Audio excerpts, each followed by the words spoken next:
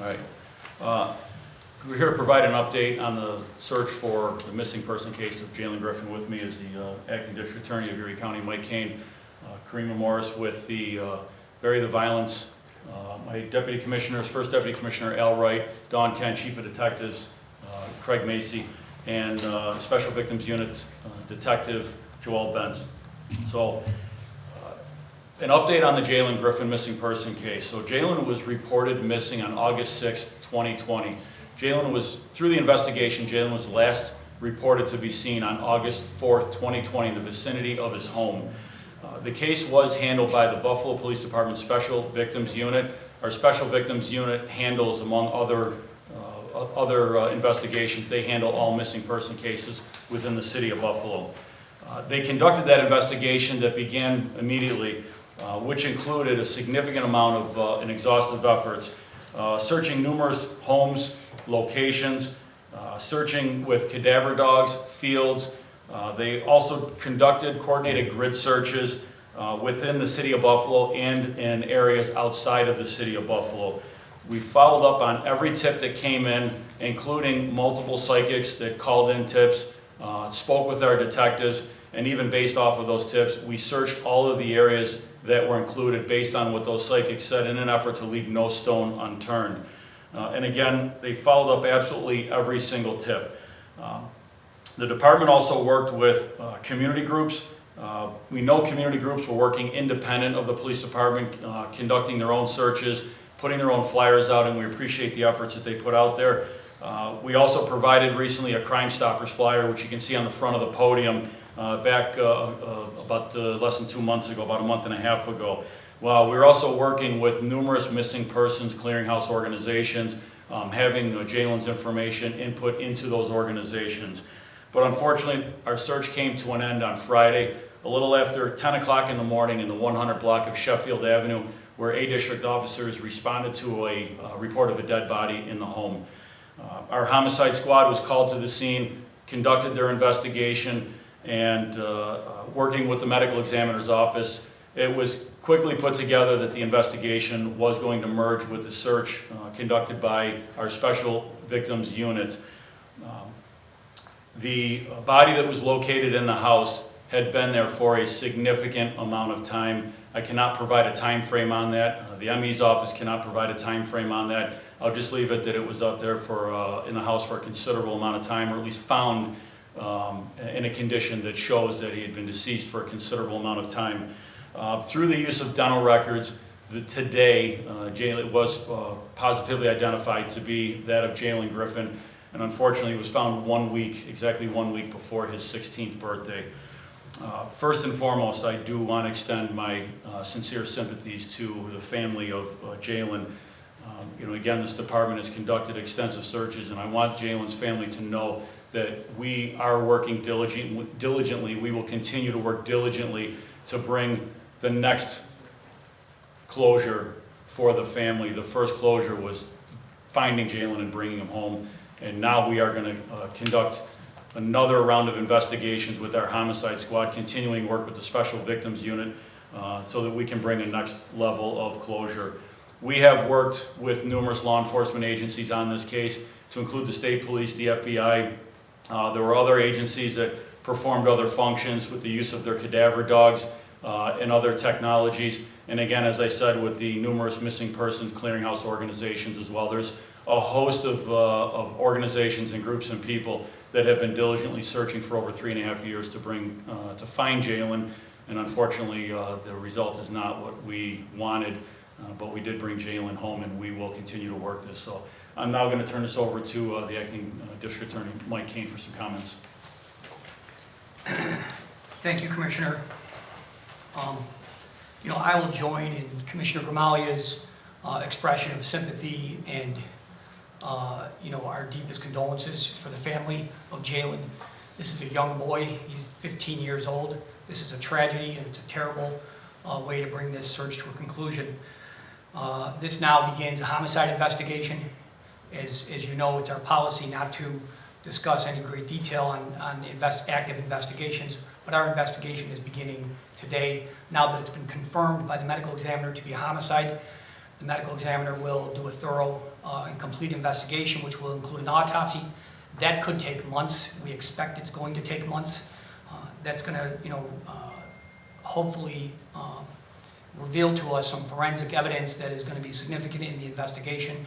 And, that's where the investigation is going to go from here. So I don't have a whole lot to add other than, again, just to restate my sympathies and our office's condolences to the family. All right, next I'm going to bring up Karima Morse with Bury the Violence. Thank you.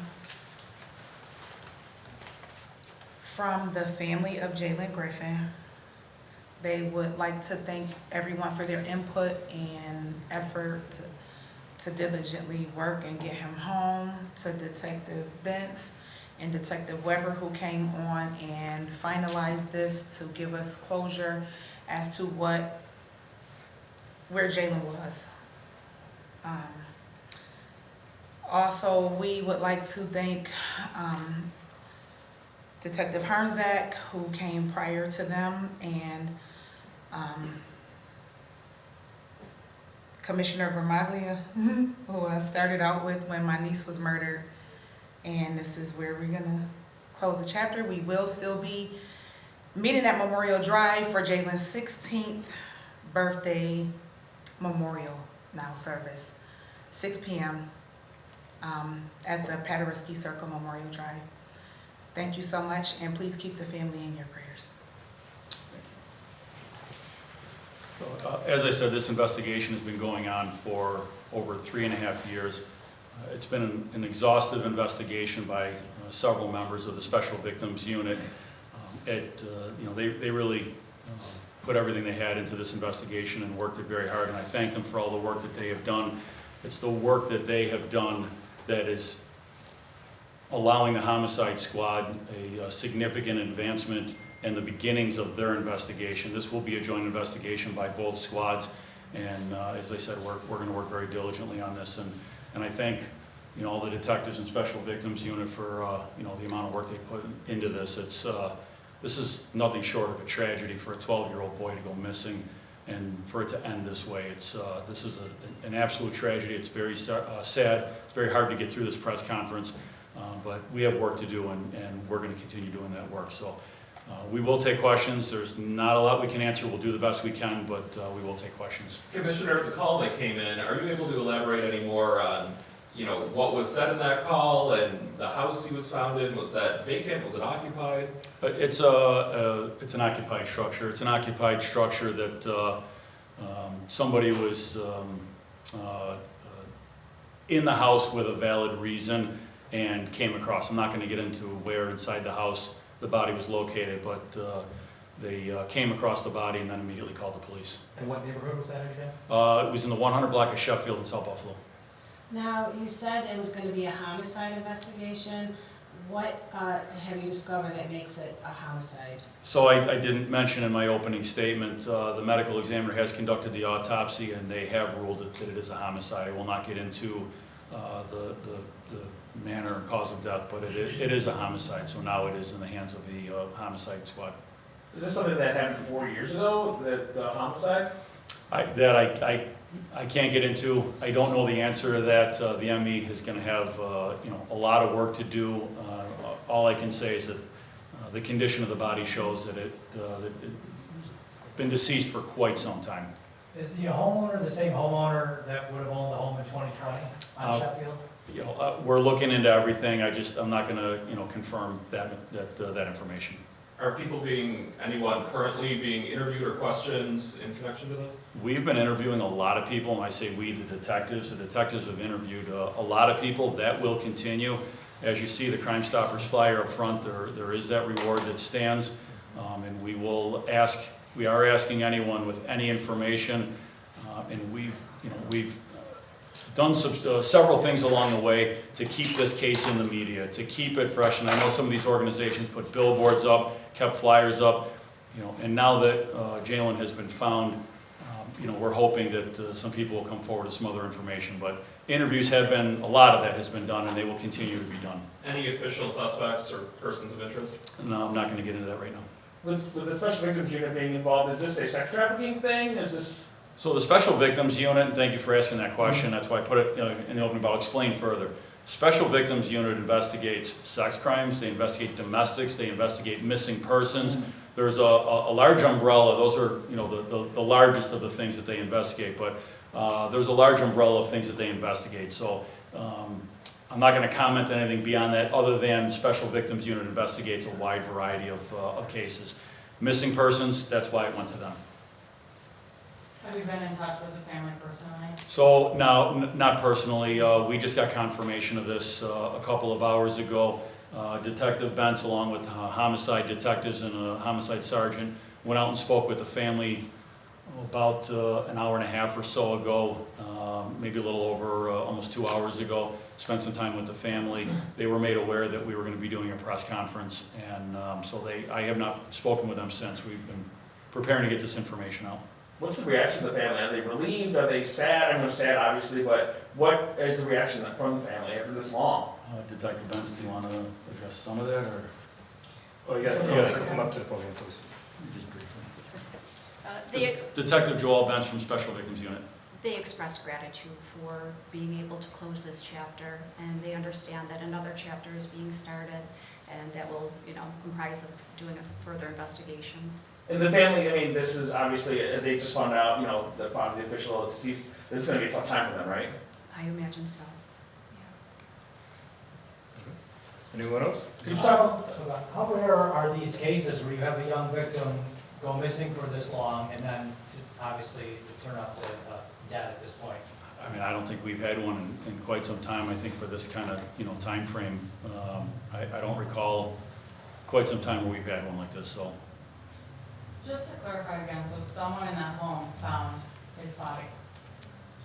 Someone who had a reason to be in the home, so not a resident. Someone who had a reason to be, an actual reason to be in the home. Sorry, I'm trying to be, you know, a little cautious on how I say it, but someone did have an actual reason to be in the home. Can you confirm that there were no sightings or anything of Jalen, you know, recently in this search, or is there anything you can elaborate on that investigation? You know, we had taken some tips along the way that, you know, people had said that they thought that they had seen him.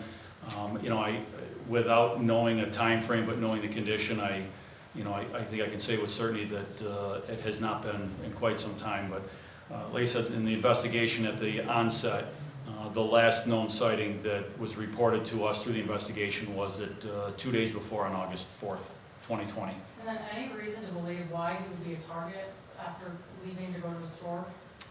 That's, you know, all a part of the investigation. So, you know, we hope to bring this matter to a close and turn it over to the district attorney's office where all that will come to light.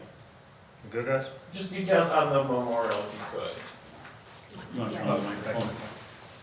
So we will have a candle vigil memorial at the Paderewski Circle, which is Memorial Drive outside of the old train station.